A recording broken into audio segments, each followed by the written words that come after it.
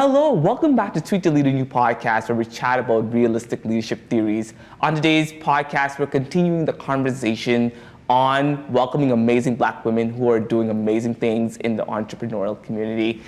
Today we have Fantanesh from Blue Nile Massage and Wellness, or I may say wellness and massage. Is it massage and wellness? See, I got it. Listen, audience. See, I know I'm not always good with putting things in order, but I try my best. But it's always good to have great entrepreneurial perspective in this area. I don't think we've had someone, Josh, who has brought wellness and health and also massage therapy. Oh, I need a massage right now anyway for all this. So I'm very curious to learn more afterwards, after this episode for sure. But I'm so happy to have you on to our episode today. But before we start, I would like to acknowledge that we are in the Discovery Center. So if you hear any noise or any kids in the background, it's a good day to have good kids around to enjoy the exhibitions for sure. Let's get into the conversation. Welcome. How are you? Thank you. I'm good. Good. Busy morning. Just going. Just and always a good day. We're in Halifax, so it's kind of a cold day. Yeah. A little cold, a little wet, but I mean, we're surviving. We're surviving. That's how it be. Get right into it then. Maybe just tell us about your business, your name, introduce yourself, whatever you want to do there. Yeah. So my name's Fantanesh Attomsa. I'm the founder of Blue Nile Massage and Wellness, and we are a holistic health practice in Halifax. So we offer massage therapy, acupuncture, Reiki, prenatal services, postpartum services, and we try to encompass that whole like physical, mental, spiritual, and emotional side of health. And something we're really passionate about is community as well. So we try to make these services and this education accessible to folks, whether it's through our social media pages or like actually going into the community, offering some like complimentary services and things like that. But yeah, that's what we do. That's really nice. I feel like that's a whole different services in itself that's really needed in the community to continue to keep your self-care and wellness into place. What's unique about the business, you would say? What's unique about your service that you offer? So at our clinic, we offer complimentary add-ons. So we have like a host of tools that we can use to really enhance the treatment. So that's things like cupping, hot stones, like hydrotherapy, things like that. Yeah. I can think about it already. As soon as you start saying it, I'm supposed to like, I need that right now. I need it, please. And like we truly believe in like just like elevating that experience for folks, and you know we don't charge extra for those things. It's beneficial to the therapist, beneficial to the client. So if you know we feel like you could benefit from cups this treatment, we're gonna include it. We're not gonna charge you extra for that. Oh wow, that's really amazing. Yeah, that's really good. Yeah. Have you had cupping done before? No, I have not.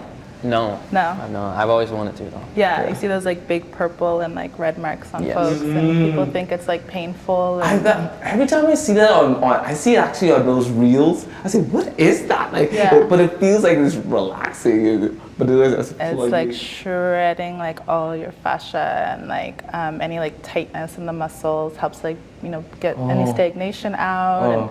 And I think I'm gonna need a promotional discount after this. No, that's really good that offers a huge help. It looks scarier than it is. I find like folks are like intimidated by cups because they see those marks. They're like, is it bruises? Is it painful? But like, no, they're not bruises. Bruises are different. These are just like, it's just like circles of circulation that's just like being brought to the surface. And, folks tend to be scared of like acupuncture too, with the needles and things like that. And we're like, we try to like explain to folks like the needles are like the size of a hair. Like they're so thin. They're like very, very painless. And it's worth it for sure. Yeah. That's amazing. Wow, that's really good. To continue your conversation here, I guess we'll start with a more personal question, if that's okay. Yeah. So what made you want to become an entrepreneur or start a business in this kind of realm? Yeah. like I never wanted to actually have a business, to be honest. Don't be sorry for that. I never wanted to have a business. Oh, okay. It was never like. It kind of fell into your lap, kind of thing, or? It came out of a need. Like it just came out of like graduating from school and seeing that like there was no real diversity or representation in the wellness industry locally, and I was like, I worked in a couple places, and I was like, there's no representation in the therapists, and then there's no diversity in clientele, and like it's a big trust thing. Like trust is so important between clients and therapists, and if folks are not seeing it, then they're not coming out, they're not accessing the services. So I was like, I'm just gonna. It was just like a natural progression, kind of. Yeah, and I was, really. And for me, it's more personal to Black clients specifically, because that was, that's just where I saw like the biggest gap. And thankfully now my practice it's really diverse, like especially where we're located downtown. We see like, students, like international folks and people from like all different income brackets come into our clinic. But I'm really proud of the fact that like our clientele is mostly Black. We have like a lot of Black clientele, so we were able to kind of create that space, that like healing and inclusive space, and that's kind of how that started. I had no business experience. We're basically just figuring it out as we go, and have no like formal training, but I think I'm like really kind of determined to make it happen. So. Yeah, I'm really happy that you say that it was something that needed to happen. So you wanted to create that action in order for people to have that service provided to them. And I heard you said healing and all that good stuff. And when it comes down to community, healing is so much, can be defined in so much ways. How do you define it for the space that you offer for healing? Healing in our space. It's about working through things. It's like working through whether it's like, like a physical injury. How are you taking the time to recover and actually acknowledge and bring awareness to yourself and your body and what's going on, and trying to make steps to rehabilitate yourself. Not just physically, then there's also the mental and emotional side of healing. It's like, are we going to be self-aware? Are we going to be open to new suggestions? Are we going to be open to like new therapies and new ideas, and failing and restarting and failing and restarting? Healing is such a process of self-awareness. That's really what it is to me. It's just more about self-awareness. Not necessarily an end goal, because it could be lifelong. Yeah, because we're always changing too, and there's always going to be an injury. There's always going to be something new that we have to like fix or try to work on. And I'm sure through that progression, you also learned a lot of lessons. I know you said you didn't really think about making a business; it kind of just came to you. Our next question we wanted to ask was like, for the people listening, maybe want to start a business, whether it be in this industry or something different. What's your message, if you have a message, for those people? You have to, hopefully you're mentally sound and consistent. Start small, first of all. But the number one thing is just, make sure you have support. So, make sure you have a group around you, or like a mentor, or other folks that are kind of on the same journey as you, because your friends are not going to understand, your family's not going to understand. Regular people are just like, they just don't have the same risk tolerance. They don't have the same solution, focused mind. It's like, it's a very different conversation. So surround yourself with other folks who are on that journey. Get a mentor for sure that can help you throughout. And yeah, that's so powerful. Having the right people in the space to guide you, or to hold you accountable, and to inspire you to move forward is really, really important. But when speaking about that, about mentorship, who has been a role model to you, or role models with an S? Who has been those persons that inspired you to continue to push in community? I don't want to be like so generic, but if I say like Black women in general just inspire Yes, me so yes, much. yeah. It's just like See? the amount of things that they're overcoming and balancing Right. and just like seeing through and juggling. I'm like, they're just, it's like you're built in this way that like makes you so resilient. And I'm like, if you can do it, I can do it.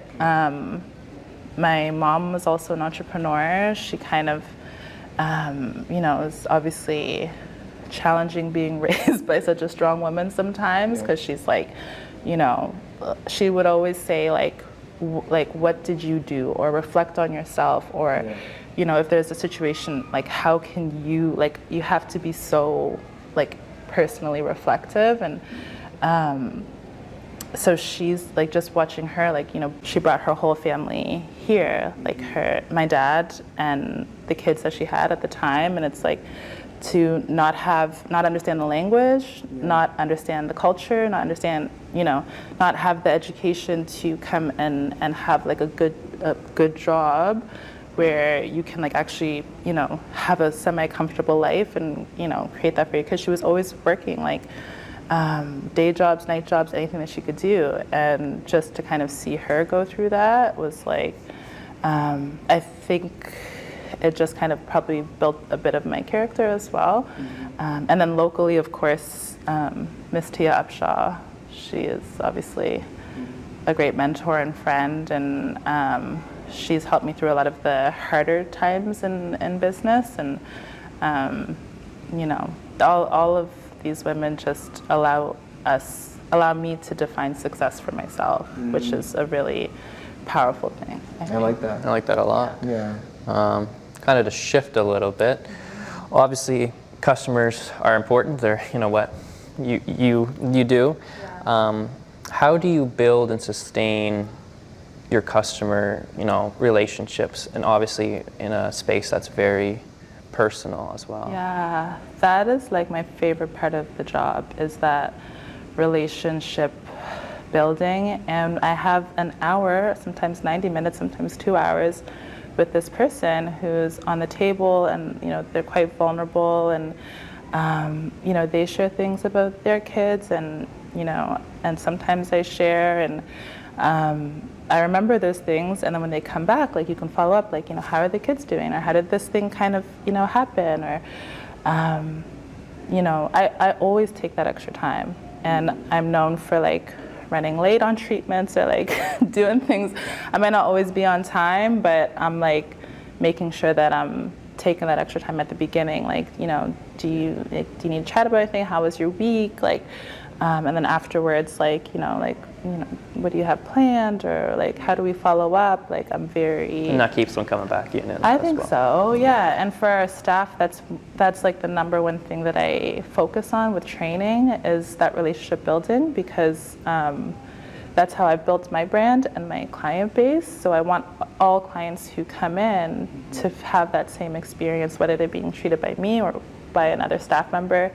I want them to feel like when they come, it's like a really just like therapeutic space, and people actually care. Wow, that's really amazing. Thank you so much for sharing that engagement piece, but also having that part of giving those lasting moments for them to always remember that, hey, you care, you're going to do your best and everything. Oh, that's awesome. Yeah. That's so good. And also allowing people to be vulnerable, but also having that conversation with them in between is really good, to connect with them. It's true, and those interactions can happen anywhere. Like, if you're like in an elevator, or you're walking down the street, and you just like you're like interrupting someone's day in a way that they're not like necessarily expecting, and it just changes things. Like, they will actually think about that for the rest of the day. They're like, you know, this person like stopped and asked me how I was doing, or like asked about the kids, or they engaged in me, and my mind was probably all over the place, and they like interrupted it with like kindness and like intention and like, you know, care. And that. Wow, that's really powerful. Thank you so much for sharing that. I think that brings a whole different connection of that part of growing and also evolving your business to clientele focus and all that good stuff, and that's really good. Thank you so much. I want to know. I'm really curious where you headed next with this. How are you expanding and bringing other people to this amazing wellness space? Yeah, our clinic space is growing. Like I mean, there's new RMTs that are graduating, and we're hoping to get more on the team. So we'll always have that like physical space for folks to come in and get treatments. But outside of that, I'm focusing a lot more on community education this year. So I'm trying to get projects going where we can be more in the community, more teaching, teaching folks about wellness, and making it accessible to folks, whether it's through Zoom meetings or actually trying new treatments for the first time, or knowing what resources are available. I really want to empower people in their health and wellness journeys. So that's kind of where I'll be expanding the business, is more into community, and a few other things that we'll see how they unfold. That's good. That's good. Wow, that's really powerful. Thank you so much for sharing that. Josh, let's close out. Yeah, close it out here. I guess we always like to ask our guests to share a quote, if you have a quote, or maybe something you live by that you want to tell the people, if you have something on your mind. So there's two, and they're related. They're very much saying the same thing. The first one is, everything is figure-outable. Yeah. I forget who said it. I should know. I heard it one time, and I was like, this is it. Especially as an entrepreneur, and it leads into, there are no problems, only solutions. And that's how I have to look at every challenge that comes up, every hiccup, every no, every closed door. You have to be okay, what is there's a solution here. I'm not accepting no necessarily. And that just makes you grow as a person too, and as a business as well. So. Yeah, I like that. And T. Shaw, she said in one of our podcasts, no means new opportunities. And I think I like that connects with your message of everything's figurable, that you can figure it out, and they create new opportunities for where you want to go and where you want to develop. Yeah. Wow. Yeah. It's so good to connect with you. It's so good to bring so much connection of learning of why wellness is important. Yeah. And I would love to have you back on. I think it's really good. Josh and I will be figuring out a topic of where we can talk about maybe wellness. I think why wellness is important to people's lives. And maybe you could do a demonstration with the table of me. I thought about it as can I have a demonstration here where you just literally teach why? Yeah, bring the cups. Bring the cups. I think that would be really good. And so I'll definitely connect to do that for sure. But on a serious note, thank you so much for coming on to the podcast today, and we'll definitely see you very shortly. Yeah. Good. Listening audience, as you continue to grow, this episode has taught us a lot about how to connect with your body, take care of yourself, be self-aware, being who you are as humans. Work-life balance, I think that connects with going to wellness organizations that heals your body. And what does healing look like for you? I'll leave that thought with you, and I'll see you at the next episode.